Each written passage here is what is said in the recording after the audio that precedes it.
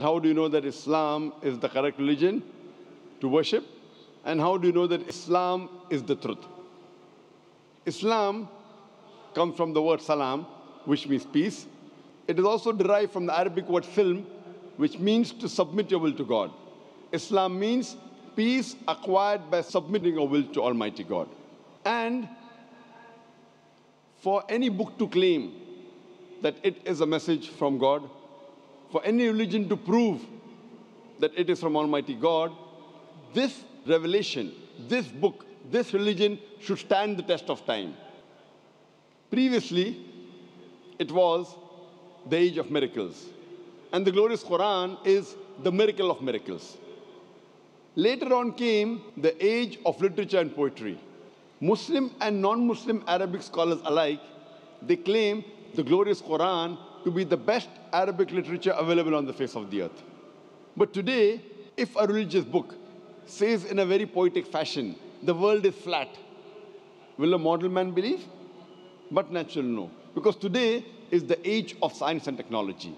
So if we put this test of science and technology to all the religious scriptures that we have today, of the different religions of the world, all of them fail the test except the Quran.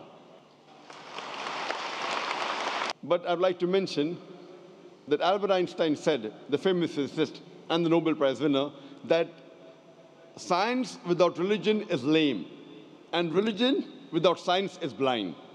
Let me remind you, the glorious Quran is not a book of science, S-C-I-E-N-C-E, but it's a book of signs, S-I-G-N-S. And there are more than 6,000 signs, more than 6,000 ayats in the glorious Quran, out of which more than 1,000 speak about science.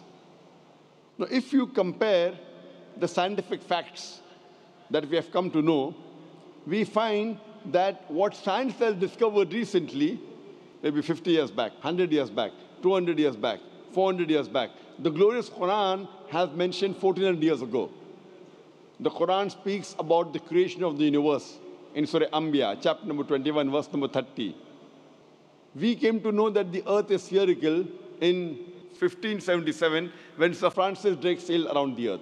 The Quran says in Surah Naziyat, chapter number 79, verse number 30, that we have made the earth egg-shaped, wal arda ba'da zalika dahaha, referring to the egg of an ostrich, and we know the egg of an ostrich is geospherical in shape. We previously thought that the light of the moon was its own light. Recently we came to know 100 years back, 200 years back, 300 years back, that the light of the moon is reflected light, not its own light. This is mentioned in the Quran 14 years ago in Surah Furqan, chapter number 25, verse number 61.